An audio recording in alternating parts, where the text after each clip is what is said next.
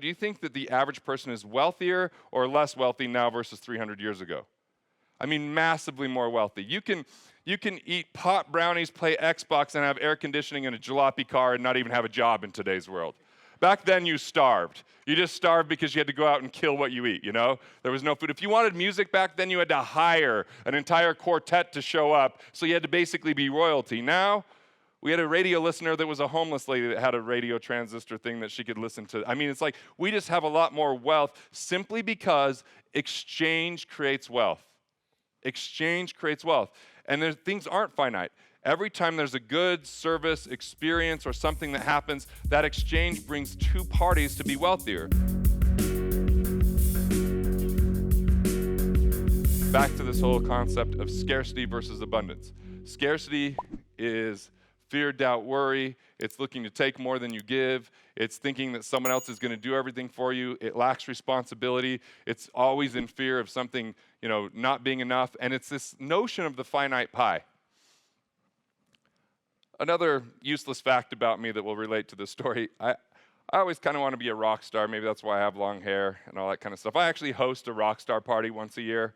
And one year the band showed up and they looked like an 80s band, and then they got dressed up and I was like, damn, these guys, this is really still their life. They didn't realize the year that it is now, right? They're still stuck there. And I always usually play a song or two with them and then break a guitar and all this kind of stuff. Like I said, just useless facts for you on this rock star notion. But because I want to be a rock star, my wife bought me Rolling Stones thinking this was a rock magazine. It's more of a political magazine. And the very first issue that I opened up had this article called The Finite Pie. And it was showing this really massive guy, bigger than the buildings, drawn as a cartoon, eating a pie and little crumbs coming to the rest of the people. And it was completely an expression of scarcity. It's that if one person has wealth, it means the next person has less. And that was the entire argument of the article. And I immediately started to question this, and the first thing I recognized is, hey, if we look now versus 300 years ago, do you think that the average person is wealthier or less wealthy now versus 300 years ago? I mean, massively more wealthy. You can eat pot brownies, play Xbox, and have air conditioning in a jalopy car and not even have a job in today's world.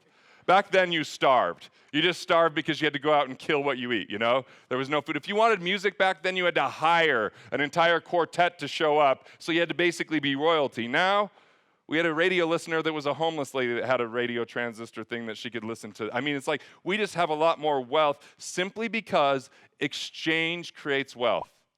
Exchange creates wealth. And things aren't finite.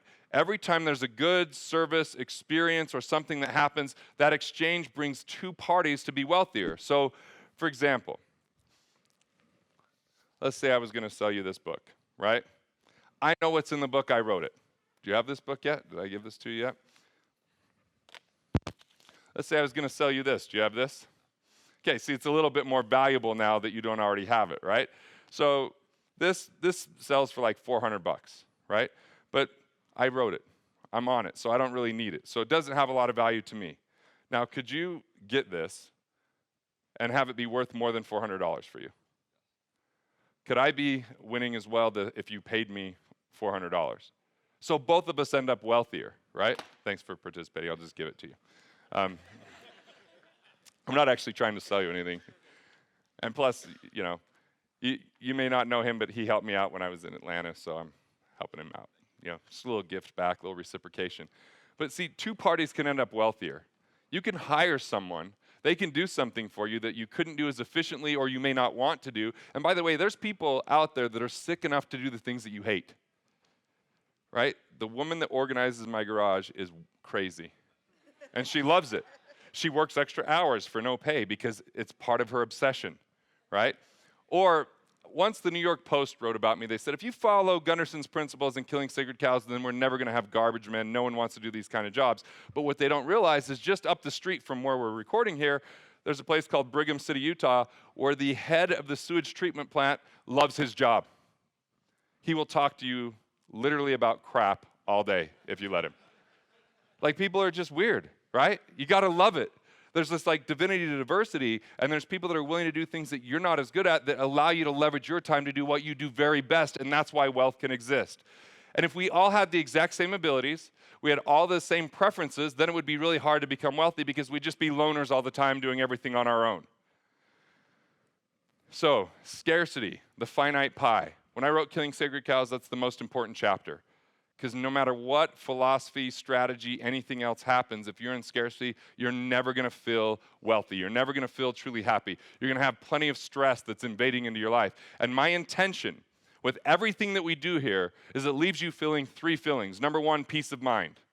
That you have peace of mind because when we go through today your financial health assessment and figure out from a safety and security standpoint where you're set, where you're not set, and where you have financial blind spots, you'll now know what you need to do, and there isn't this looming, I wonder if I'm okay. Like, have you ever had someone have something happen to them, maybe a health challenge, maybe a car accident, maybe a lawsuit, and then all of a sudden you're like, I wonder if I'm covered. And then that fear starts to creep in. Wouldn't it be nice to know ahead of time if you're taken care of and feel that feeling?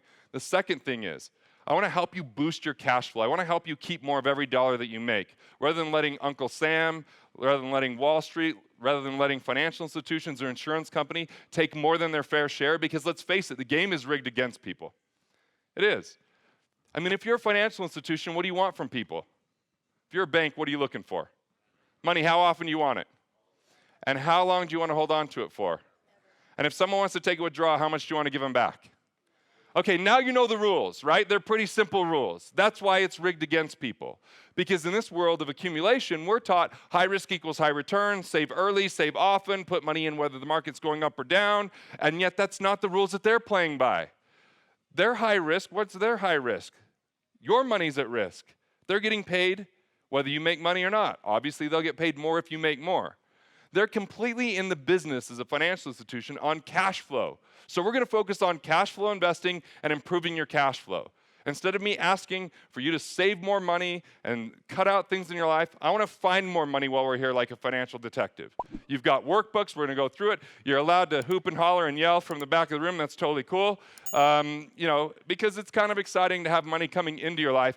And we're actually going to teach you how to set up an account to have guilt-free spending. Has anyone ever had fully guilt-free spending, or do you spend and then you hear your mom in the background? I invited my mom to handle my personal books, so she handles a lot of she's my controller on my personal side, so she gets to see what I spend money on. And one of my favorite conversations is I bought a bottle of wine, and then her and my dad started kind of lecturing me on wine, and I'm not a wine connoisseur or anything, but my dad grew up on boxed wine, so I really don't value his opinion as much, Plus, before that, he was Mormon, so he wasn't even supposed to be drinking. So it's like, I got to be really selective here. But I just value different things, so I have value-based spending. They value having 5 vehicles for the 2 of them. Okay, that's their thing, I just have one for me and one for my wife. We don't need all those extra, but it's not about need, it's about want. And it's not about what other people think you should value, it's about what you value and having full permission that when money shows up that was otherwise leaking or inefficient, that you get to take a portion of that and spend it exactly and however you want. You don't get that in a lot of financial, hey, thanks, yeah. Because if you don't enjoy the money and you don't follow the Rockefeller method, then you just have heirs that are waiting for you to die where they're going to blow it within 3 years anyway. I'd rather you enjoy it and then leave it and then have it continue forward. So we'll be challenging some of the status quo. We'll be challenging some of the things that most people think. And after peace of mind, the next thing I want to make sure that we elicit is financial confidence. I want you to be empowered. I want you to be independent. Sure, I'd love for all of you to work with us, but we can only work with some of you anyway because we only take on 125 clients a year. But I want to make sure that it's not me speaking jargon and sounding intelligent so that you feel like you're relying upon me. I want you to understand what you're doing, why you're doing it, how it works, and really cut through all the crap so it just gets to the heart of the matter so that when you leave here, you've got financial confidence. And finally, if you had your entire financial life completely dialed in, I'd want you to say, what is your vision? Or I want you to have clarity. Clarity of what you're heading, where you're heading, and what you're doing. See, clarity for me meant if I get to a certain spot, I can go with my family. We're going to spend 2 weeks this summer in Italy. We're just going to spend 2 weeks in Italy. We're not coming home for any of that time. And we're just going to enjoy life along the way. I'm not waiting until I have a hip replacement to go do these kind of things. And plus, I'm not the kind of guy that just wants to sit on a beach for, the rest of my life, throwing rocks and drinking a Corona till my liver gives out. I want to take little bursts of that and then come back, because the people who are most successful in this world, their purpose is greater than their profits. There's plenty of people that could have stopped working a long time ago. Does Elon Musk still have to work? Does Bill Gates still have to work? No, but they choose to because they're engaged in something that matters to them. And because they're so powerful in it, there's a lot of money that comes in from that. And there's a certain point where it can't be about the money anymore, because they can't spend the amount of money that they have as it is. It's about the impact. And that's what I mean by clarity. Clarity on what you want to do in your life, what you choose to do with your life. And once again, one of the easiest ways for people to get there is when you have financial independence, and let me define that. Financial independence, I might even call it economic independence, is when you have enough recurring revenue, investment income, or entrepreneurial income. And entrepreneurial income would be that income that comes in even if you don't show up to the office, right? Entrepreneurial income isn't the income where you have to be involved with every step of the way, and you're the one doing the sales, and you're the one building the relationship. It's when you have a team and you've been able to scale the business where some of that income comes in. And you still have to monitor it. You're still responsible. It's not completely mailbox money, but at least if you can go a day, a week, or maybe even a month, and that money still comes in, it would classify as entrepreneurial income. When you have enough of that coming into your life to cover your expenses, that's economic independence. Why that's critically important? Anyone in here not select themselves as an entrepreneur, but they married an entrepreneur and thinks a little bit differently than the entrepreneur?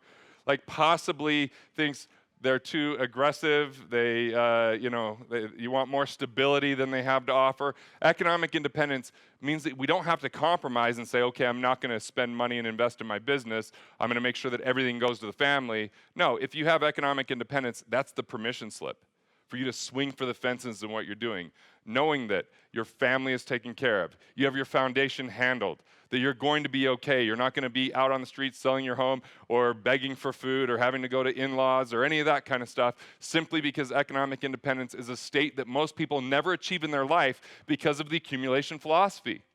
The accumulation is set money aside, and then one day, someday, you're going to have a nest egg, and then you get to live off the interest. How brilliant for the 4 rules of institutions, right? Because their belief that wealth comes from, and I'm going to actually write a little bit on this. Their belief is that wealth is an equation. And this will pop up here. So that their belief is it's money. So you've heard the notion it takes money to make money, right? That's not really true. It takes value creation. It takes mental capital. It takes relationship capital. Sure, your money can make money, but it doesn't take money to make money. It takes value. But they'll tell you it takes money, and then that's multiplied by a rate of return. And most of the time when we hear, if you want to get a good rate of return, what are you supposed to do? What do you have to take? High risk. Now, if this were true, we would buy lottery tickets and we'd all be wealthy, because that's pretty damn risky, right? But risk is actually defined as chance of loss. So taking higher risk doesn't necessarily mean that we're going to get a higher return. My belief is the further away from your investor DNA that you invest, the more risk you take. So instead, invest what I would call close to home, or where you have knowledge. Invest in things that make sense to you. I don't invest in technology because I get in technology conversations where I don't even know what the hell they're talking about. The number of acronyms that they use, holy shit, like what does that even mean, right? So I'm not going to invest in that. Bill Belichick, they interviewed him recently from the Patriots, and he's like, I don't know Snapbook and Face Chat and all these kind of things, So I found that kind of funny because he probably really does. But so high risk equals high return is a faulty notion, but they want you to believe that. Then they tell you it's all about the amount of time that you take for this, right? So multiplied by time. So money times rate times time. That's the accumulation philosophy. If you just set enough money aside, you do it for long enough, and you take high risk because you're in it for the long haul, it's okay if the market goes down, because the market goes down and the market goes up. You just got to wait for it. But you know what? We did a little research from 2000 to 2015, adjusted for inflation. The market didn't do 10% per year since 2000 BC like they want you to believe. It did 8.4% total, yet people put their money at risk. Now, do you think most financial institutions did better than 8.4% that their clients got? Because they got their fee year in and year out, whether they made money or not. This is a faulty equation. It really sucks. And by the way, if it doesn't work out and you go read the magazines, what they'll tell you is, oh, if this doesn't work out, you can move to Ecuador. It's really cheap there. I'm not even making this up. It really is some of the advice that they give. Now, forget that your family's not there. Forget about some of the diseases and whether the water's clean or not. Just it's cheap, right? Okay, so that would be one thing. Or they say this didn't serve you well. You're not economically independent. Just add more money. Just add more money. Well, that sounds great. It didn't work. Let's put more in. Would we ever use that advice in our business? Yet somehow that's crept into the financial world. Just put more money in? No. And by the way, they say time value of money. It's all about starting early. So by the time you now know it's not working out and you're putting more money in, it doesn't have time to grow. That sucks. You take risk, you go against what the biggest, best investors in the world talk about. You know, people like Warren Buffett says he detests risk.